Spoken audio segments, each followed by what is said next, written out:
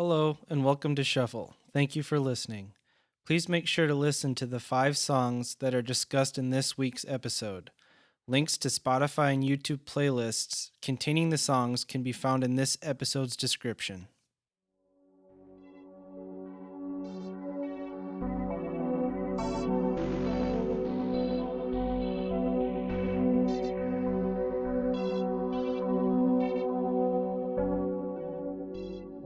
So this is the official first episode of Shuffle.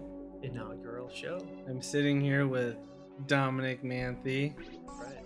ex-radio DJ extraordinaire. Not anymore. That's why I said now ex. I'm back. Oh, it's true. Radio DJ once again. The prodigal son, man. I'm back. Always comes back. You pulled me back in, man. I thought I was done. Well, I'm sorry to pull you out of retirement. So I guess first I want to ask, were you familiar with any of these bands or songs prior to getting this playlist? Yes, I was vaguely familiar with Death Grips. Okay. Because I have a friend who raves about them. They're pretty hip right now. But otherwise, Lactating Blood, just yeah, I've had no experiences with that. Well, thank goodness. I guess I also want to know, what was your old radio show like? So my old radio show was KNDS. If you're ever in Fargo, 96.3. Still running? You can still run it. You can still call in a request, 701-236-6391. I hope that's right. Well, I was going to say I'm impressed that you memorized it, but I noticed it was tattooed on your forearm, so... You're right. You only knew that because we do the snake. Yeah. No, yeah. So was it basically you got to play whatever you wanted to play? It was. There were almost no rules at this radio, college radio. Most people just played whatever they wanted. But I was kind enough to recognize I don't have the best taste. Not everyone's going to like it. So my friend and I, who we did the radio show with, we constantly had people call in for requests, and we would play stuff that they requested and then riff off of that and play something else. So we got a lot of requests. Did you have like a confined library that you had access to, or was it whatever you could bring in you could play? Technically. I guess I don't want to get anybody in trouble. Technically, it was a very confined list, but in reality, it was whatever Groove Shark and YouTube and anything you could find. Sure. Yeah. Right. So it was virtually infinite, but not 40,000. I don't think we even got close to 40,000 songs. I don't even really know how that happened. It's kind of a mistake. I like have no room on my hard drive right now, but it's like I can't delete anything. That would be an interesting premise. We listen to the songs and you just delete them, or the ones we don't like we delete. Well, there's definitely some songs I don't like in there that I found.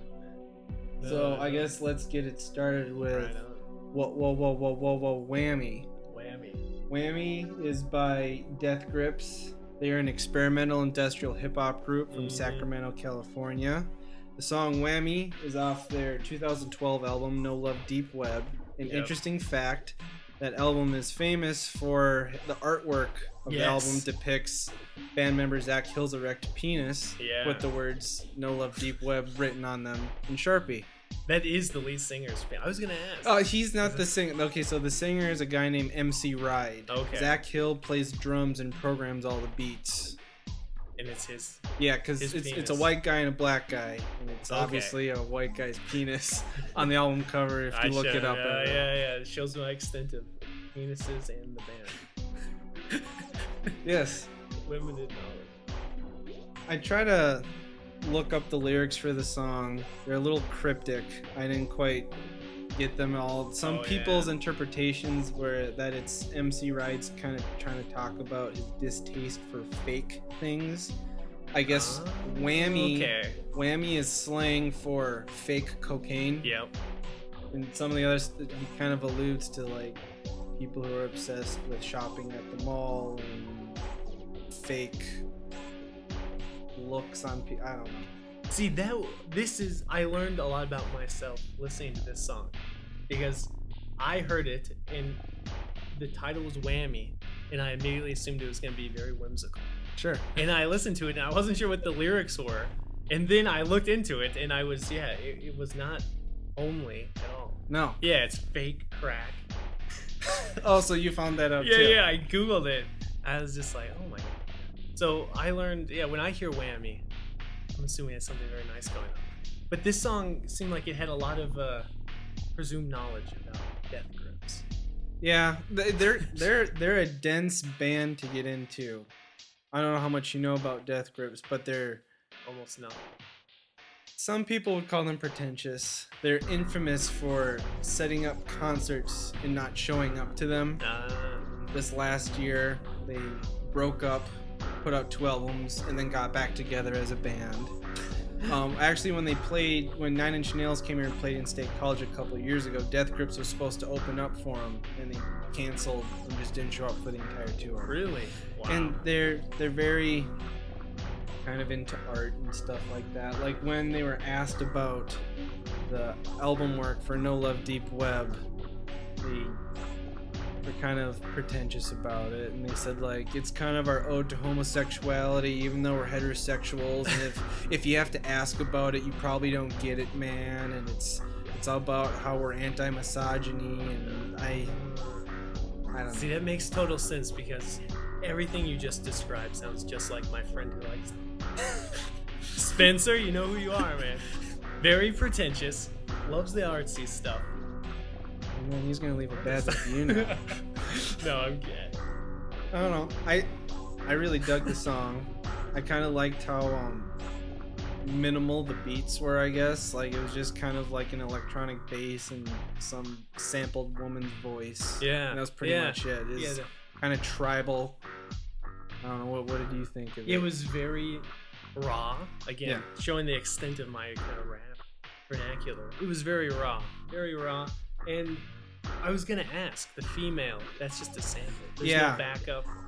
There's no female in the band. Actually, one of the albums they put out, hence the penis. Yeah, it's men's only, boys only. Well, supposedly they did collaborate with Björk, the Icelandic singer. Wow. One of the albums that was put out kind of when, I guess, right before they broke up was this first part of a double album. I don't know if I should say the title. And Words on the Moon. And all of the beats on beats on the album were entirely sampled Björk lyrics. Like Zach Hill took nothing but her voice and chopped it up and spit it in such a way where all the beats, all the synths, everything is Björk's voice with then MC Ride rapping on top of it. Wow. It's interesting. It gets kind of old after a while. Like I think it's like a 9 to 13 song long album. Wow. So it's that's impressive technical wizardry, but no, so it was a good song. Whammy. Yeah, again, Whammy. It sounded like to me was, again, I know almost nothing about rap, but my impression is that there's some songs that are just like hype songs. Sure. You know what I mean? They just like hype up the person. Get you going. And this one, my impression was it was very much a hype song. Watch out. Almost like intimidating, which, knowing nothing about Death Grips. No, they're very confrontational. Yeah. They're very aggressive. And I just like kind of the industrial nature of a lot of their beats. Yeah. Like, it was disorienting at yes. times too, kind of sound. Yeah. What is a death grip? Well, I can imagine. I guess to me the first thing that comes to mind is choking someone. I don't know. I don't know if there's actually a meaning behind the name of the band or not. It's the penis. It's probably the penis. You just got a death grip on that thing. This is all making sense. Freud was right. The penis really doesn't do it for everything. The whole band was leading up to this moment. Like, they're listening right now and like, oh, these two finally got it. Now we can finally quit. We've been waiting for someone to connect the dots. That's it. It all makes All right. Well, I guess we can move on to the next song then, which is "No One Does It Like You" by Department of Eagles. It's off their 2008 album In Ear Park. Department of Eagles is an indie folk rock duo from New York, and if the lead singer of the band sounded familiar to you, Yeah. it's because he's actually a member of the band Grizzly Bear. Yep. His name's Daniel Rawson. So yeah, what do you think of "No One Does It Like You"? This I did. It was a very good song. I thought it was a very good song. It kind of had like doo-wop kind of retro vibe. I thought. No, some definitely. of the backup vocals, which I really liked, and shouldn't be a surprise because I'm a huge Grizzly Bear fan. I am too. So yeah, it was very good. No, I dug it. I found it kind of odd because I again tried to look up the lyrics, and again they were kind of cryptic and vague. Yeah. It kind of got the idea that it was maybe about a relationship ending because of adultery or cheating or something maybe. Yeah. But at the same time, while it kind of had this downer note to it, the song is very unemotional overall. Yeah. Like not even happy. It's just I Kinda couldn't detached. get a read on it at Yeah. all. It's not happy or sad. It's kind of sleepy and dreamlike Yeah. almost. Yeah, exactly. And there's something about Daniel's vocals. They're just like timeless in a way. Kind of gives you, like you said, old-fashioned almost. Yeah, yeah. But he doesn't sound like an old man by any means. Yeah, no, yeah, I agree. Yeah, it was the same kind of, almost kind of like detached, but I don't know. Yeah, haunting kind of vocals, similar to just like a Grizzly Bear. But yeah, I really like it. Have you seen the video? Yes. I watched the video, The video is... and I liked it a lot. And then I researched it, and I discovered that it premiered at MoMA, the Museum of Oh, Modern Art. really? And then I was like, that's a little much. I gotta be honest. It's going a little too far. Like, was it part of an exhibit or was like just featured at MoMA, like playing in a gallery? I think it was playing. Maybe that was it. It was just playing. Like, were there other music videos played with it, I wonder? I don't know. I just read, again, this is just surface knowledge, but it premiered at MoMA. Yeah, the music video has a bunch of weird toy soldiers and female Nazi-looking type people kind of marching around, and there's a singing ghost and guys cutting their own legs off. Yeah. And it's all kind of in beat to like the bouncing along of the music, so it's eerie because it's like these weird... They all have these weird masks on too. It seemed like a very like Halloween type music video. It seemed very... It's good that we're recording this on October 1st then. October 1st. Too spooky for me. No, but it was good. It has this sort of like, I don't know, Grizzly Bear. They also seem to have like a autumnal. Is that a word? I don't know. Like Yeah, a that's fall a word. like quality. No, something about them. I definitely agree. Yeah, and so I thought this did too. Yeah, it's kind of like, brisk air and kind of changing and slow and Yeah. a little like, it's nostalgic and like something you're pining for, but it's also kind of sad because it's like the end of summer and Grizzly Bear's music's off. It's beautiful, but you know it's wrong. That's what this song said. Yeah, to me. it's like, oh, everything's beautiful now, but you're gonna die. I mean, don't forget that. Exactly. All right, I guess let's move on to what everyone's been waiting for, Oh yeah. and that is Lactating Blood by Mutilated. I didn't even know. I just knew there were 3 names associated with this. I didn't even know which was the band, which was the album, which was the song. Yeah. Okay. Devirginated genital pulp. Am I You saying got that it. right? You got it. I'm sorry. So- Maybe you wanted to say that. Oh one no, first. you can totally say it. You want to want. break that word in? So the band is Mutilated. Okay. The song is Lactating Blood, Okay. and it's off the 2003 album Devirginated Genital Pulp. Okay. And the album artwork for this album looks exactly like what you think devirginated genital pulp would look like. Wow. It's I didn't even. it's basically, the best way I can describe it is it looks like a bunch of raw meat, kind of Jackson Pollock splatter painting around, and there's a vague sense of a vagina on it. Wow. And that's the album art. So these guys are a death metal band from Redford, Michigan. Okay, death metal. Yep. That's the... They are a death metal band. And they're not to be confused with the French death metal band of the same name. Mutilated. Different Mutilated. I was going to say, that sounds like it's hot commodity. So, I guess to start off, the funny story behind this album and how it ended up in my iTunes was my old roommate Chris and I got super into like weird metal back during our undergrad years. We'd look and find all these different genres of gore grind and black metal and grindcore, and so there's this chain of record stores in Minnesota called the Electric Fetus. Yeah. We went to the original one in Duluth, Minnesota, and they used to have this awesome basement where they sold used CDs and vinyl.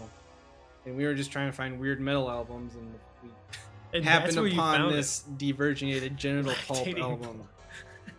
And the song that's popped up in the playlist is Lactating Blood. The lyrics, they seem like they were either written by or inspired by John Wayne Gacy. I totally agree, except the misogyny is not very John Wayne Gacy. Yeah, he was after small boys. Yeah. This guy seems to really hate women. Yeah, good point. And actually, if you go further into this album, there's kind of themes. They're all about mutilating women in sexual ways. Wow. This whole album. It's pretty horrible. I mean, other than the fact that it's this song about this guy who mutilates women, it's a pretty standard death metal song. Yeah. I'm guessing you're not that familiar with death metal. What gave it away? Blast beats, guttural growling vocals, everything has to be fast as possible. So not to make you the representative of Diverginated Genital Pulp. Don't make me that guy. But you're the closest thing I got. What is the appeal of this kind of music? I'm not saying it's not appealing. I'm just saying it's very niche. Because at times, I gotta say the music, which is intense, you feel it, but sometimes I honestly couldn't even tell you what note it. You know, honestly, as a guy who likes certain types of metal, I'm not attracted to this particular, I don't know, it's all about shock value. I feel like they try to draw you in with this racy album art and horrible song titles, and if you listen to it, the production's not that good on it. The drums just sound like kind of clicks the whole time. Supposedly, there's this whole list of lyrics that the guy's singing, but all it sounds like is... Yeah, does he even say them? I've listened to this probably 30 times in a row, reading the lyrics as I was listening to it, trying to pick it out. It's very hard. Like, I don't think he's actually saying all these lyrics. And actually, just for the listeners, I kind of wanted to read the lyrics. You should. So, not me. I guess just a warning, if you're easily offended and don't want to hear really gross things, I guess skip ahead about 30 seconds because this is pretty nasty. Can you read it like it's like a slam poetry or something? Expecting mothers. Okay, so the song is about a man who likes to hunt and collect the breasts of pregnant women to take them to his home and eat them. The lyrics go, expecting mothers are the ones I hunt for, their swollen tits, not their occupied cunts. Removing their breasts cure my erections. Majority of them are kept, some of them are digested. Rag soaked in ether knocks them out just fine. Their rotund fun bags soon to be mine. Mod mounds of fat with nipples detached from the chest. 2 more added to my collection. Women awake breastless. Tits dangle from strings like mammary mobile. Tits like a portrait of beauty nailed to my walls. Tits stuff my fridge, chilled to stay fresh. Cut.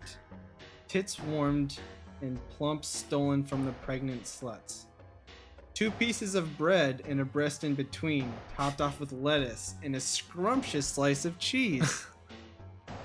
Sinking my teeth into such a marvelous taste, with every true flesh spurting out salty bloody paste.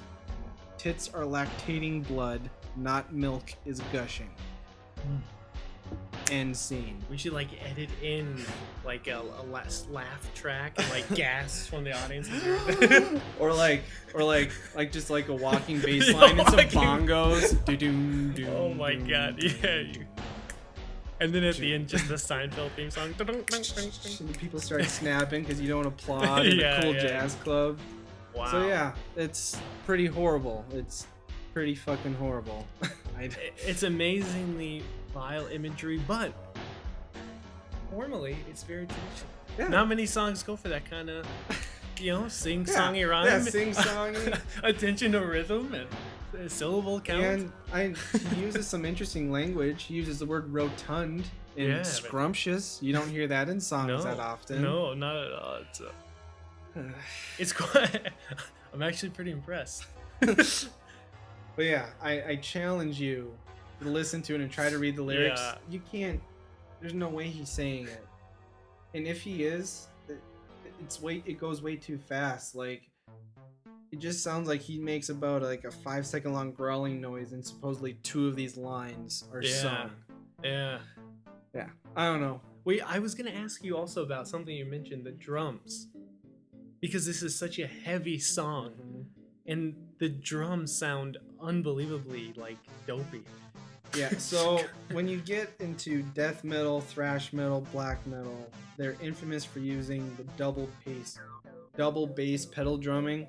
So, you got your big kick drum. Yeah. And the way it works is, you hit a pedal and a little arm beats against the side of it. Yeah. So these drum sets have 2 of those set up. And the guys basically sit there and do this with their feet the whole time. Honestly, I never really got it, like why it's such a staple in metal music, because it's not big and booming like the sound is. It's very just kind of like because it sounds like a little like stick on a box. It's exactly what they always sound like, even in like some of my favorite black metal songs. It sounds exactly like that still. I've never got it, but it's kind of like a rite of passage, I guess. Wow. Wow, this is amazing cultural immersion. Yeah. That's the whole point of this. Lactating blood. You're learning so much about lactating blood. Dang. All right, do you have any final thoughts on Mutilated? I'm not a big fan. At least it was short. That's true. It goes by pretty quick. And the only thing shorter than that is the next song on the playlist, which is NC by Leftöver Crack, off their 2001 album Mediocre Generica. They're a New York-based punk band, and the most interesting thing about their name is there's an umlaut over the O in Leftöver Crack. So I guess it's like Leftöver Crack. Yeah, so they're your very typical punk band, kind of like, I guess, modernized punk band. Yeah. Their lyrics are very anti-everything, anti-America, doom, pollution, end of times, dismal. This song, compared to Mutilated, it sounded incredibly weak. That is true. Except the drums. The drums were... I was blown away by the drums. They were... It's like, wow, insanely... those are some nice drums. I never appreciated drums. It is interesting listening to the one following the other one. Yeah. I kind of thought their lead singer sounds like a really pissed off Christmas elf. Like, his voice is kind of oddly high. Yeah. Especially for a punk band. Kind of wimpy. Yeah. In the classic sense. Yeah, and like, he's kind of screaming, but he just kind of sounds like he's having a really bad day. Yeah. Like... Wait, so in what genre would you label this? I don't know, like... It's not like post-hardcore. It's kind of just... I guess I read up on them a little bit, and they tried to like define their own genre, where it's kind of like they took the basis of ska music, but sped it up just a ton. So it's supposed to be like really sped up, thrash, punky ska music. Wow. I don't really get the ska because I didn't catch that. The ska always has a very nice kind of dancey like do to it, and this did not. It was just kind of like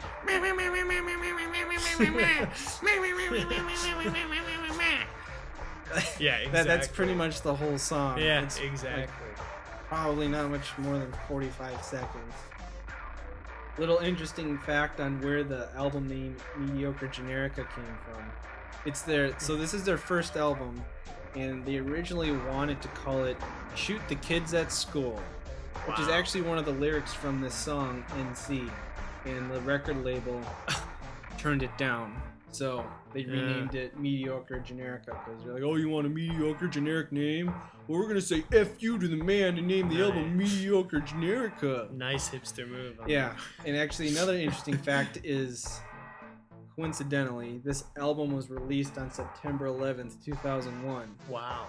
So their next album, which was called Fuck World Trade, they referenced the first album calling it the Tower Toppling Mediocre Generica. Wow. You know. Wow. They're bringing the man down. Sensationalist. Yeah. Wait, so the name of the band is NC? No, it's Leftöver Crack. Sorry, the song is called. The NC. song is called NC. Yes, I really don't know What's NC? I don't know. We have no. I looked up the lyrics. I have no idea. All the lyrics are, where have all the blue skies gone, and the east is a toxic dawn.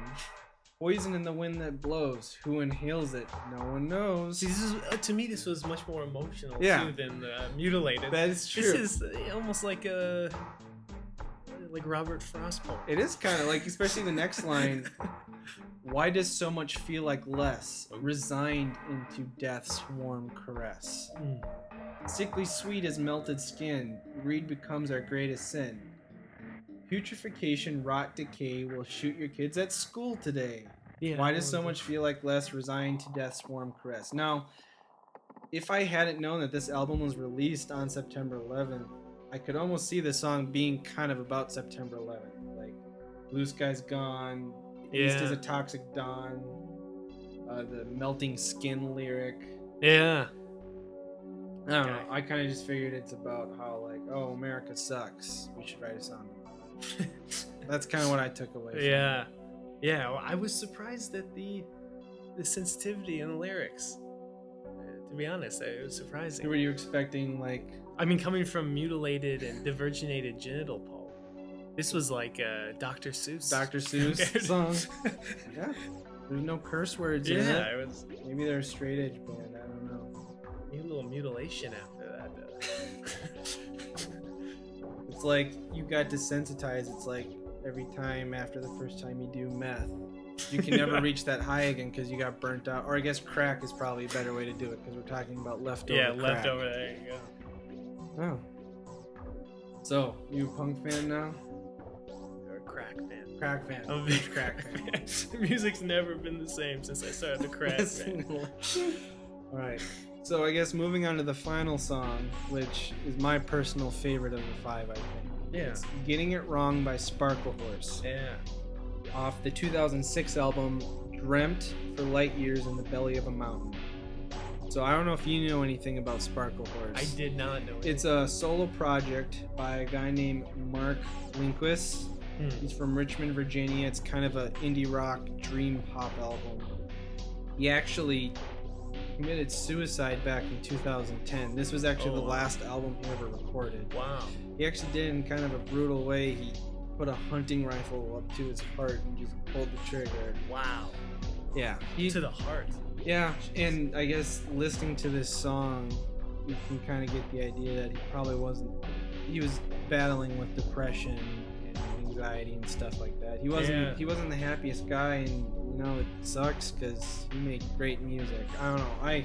I loved this song. I loved how somber it was and how meek his vocals were. Yeah. And like kind of can't really tell what he's saying because it's kind of mumbling. There's kind of like an effect laid over the top of it. Yeah. I don't know. What did you think of it? I mean, going from Mutilated to Leftöver Crack, this song, it was like having someone whisper in my ear.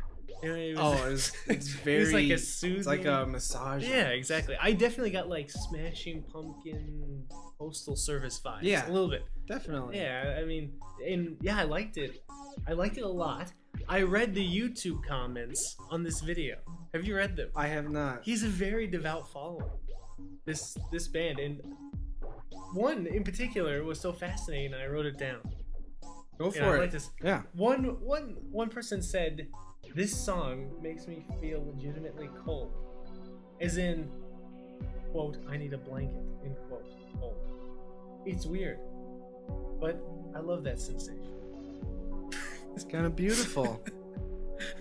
I was like, oh. Did you feel cold while you're listening to it? I did not. It was actually a very warming, soothing song. I agree. And actually, if you look at the lyrics, he actually sings about setting a forest on fire in the song, which is kind of the opposite of feeling cold, I suppose. Yeah.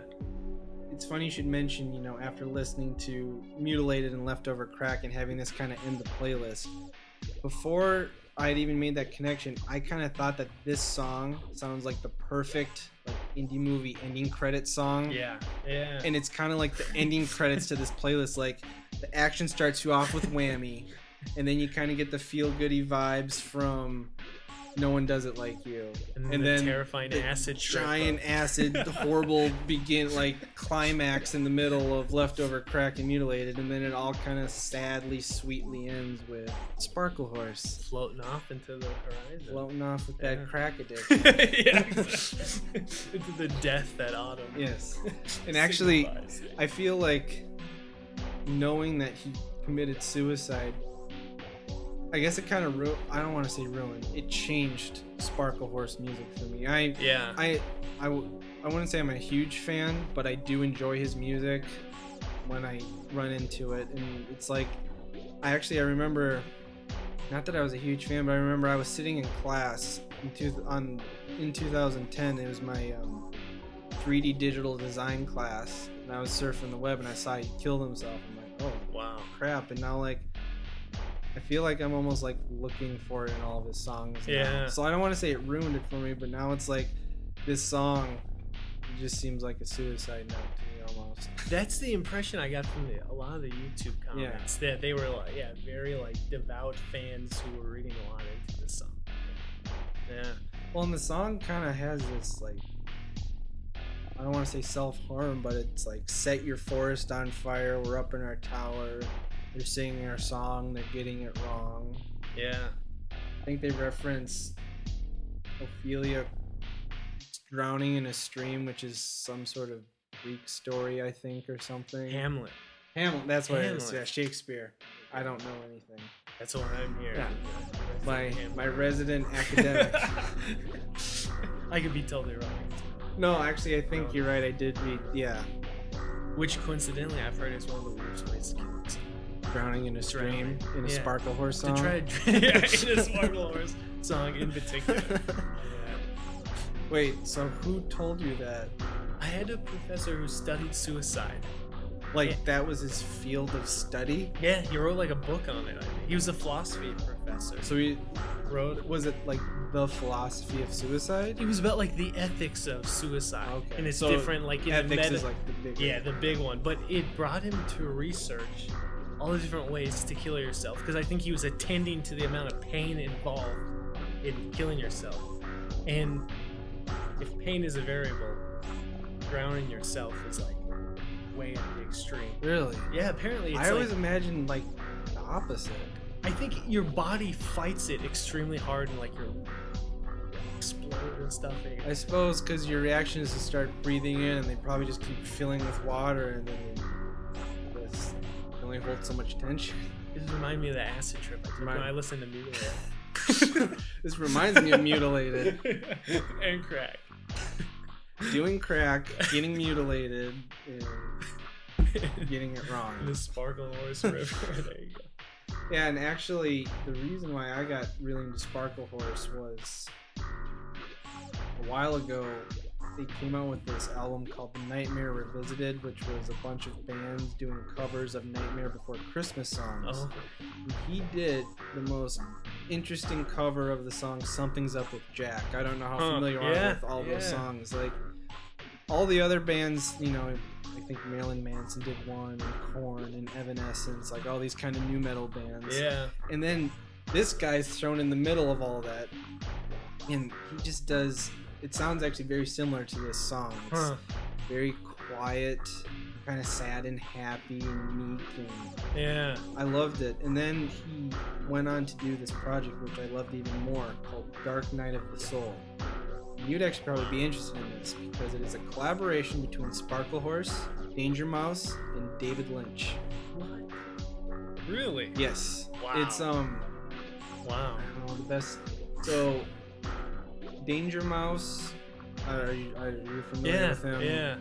Him and Sparklehorse did all the beats, recorded all the music, and they got guests to sing on every song. So like Iggy Pop sings on a song, Frank Black from the Pixies sings on a song, the lead singer of Granddaddy's on one, they got Wayne Coyne from the Flaming Lips, David Lynch sings on 2 of the songs. Wow, and this, I don't know if you've ever listened to any of David Lynch's albums. He's got 2 of them. Are they like bluesy albums? Or One of them's kind of a bluesy guitar album, and one of them's a really weird techno album called Crazy Clown Time.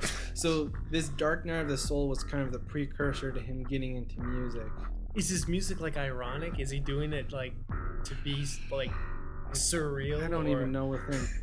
It's surreal music. Yeah. Like even the bluesy guitar one, it's David Lynchy. Yeah. Like, I don't know what to say. Like, I don't think he does anything with irony. Maybe he does. I always consider that he takes himself very seriously. Yeah. But that's just my interpretation. But anyway, I'd highly recommend checking that album out. 'Cause it's got, if you like this song, and I know you like David Lynch, and it's in a very eclectic collection of songs. And where would one find it? Well, it's the band. It had a band name. So yeah, it's called Dark Night of the Soul. Okay, it's the name of the album. It's the name of the band, I guess. Yeah. And it's on Spotify, I'm pretty sure. They actually ran into a lot of legal problems right when it came out. There was so many different artists included on it that none of the record deals could like figure out a way to get it released. And Danger Mouse got really pissed off. And if you know anything about Danger Mouse, he kind of has a history with being in the gray area of the legality of music distribution with his Gray album, ironically, with Jay-Z. So they had a release date for this album, and while everyone was bitching about when it can come out, he started taking pre-orders for it, and he would basically mail people a blank CD and a link in a mail to an undisclosed website. And he's like, just downloading, like, I just want to get the music out Nice. there. It now does have an official release, but that was actually the last thing Sparklehorse ever did before he died, because it came out the year he died, I'm pretty sure. 2010. Yeah. Wow. Yeah. So I guess overall, if I had to give these 5 songs a theme, it would just be cryptic. I don't really know what any of them are about. If I really think about it, they're all very vague and cryptic in a lot of ways. Yeah, they definitely all have. Let's see, we got the penis, we got the old school doo-wop, we got MoMA. We got MoMA, penis, MoMA, genital pulp, crack, and drowning in a river. Yeah, that's cryptic. It's beautiful, man. That could be a slam poem right there. Penis, MoMA, drowning in a stream. My leftover crack in the genital of the spud. We already talked about horse genitals. Yeah, that's for another show. There you go. So I guess if you had to pick a favorite out of those 5, what would it be? It would probably be the No One Does It Like You. No One Does It Like You? Yeah, it's a very beautiful song. I really enjoyed it. All right. Well, you should definitely check out more Department of Eagles music then. Yeah. I think Getting It Wrong was probably my favorite, other than Mutilated, of course. Lactating Blood. The way you read those lyrics, it's clear. I think I'm going to get them tattooed on my calf. Or somewhere, maybe on my forehead. Oh. All right. Well, I think that's about it. Thank you for helping me out with this. I hope we can do it again soon. Yeah, absolutely. Awesome.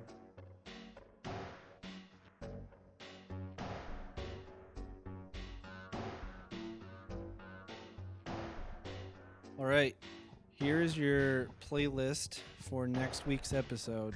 Got iTunes opened up here, and we're gonna hit next.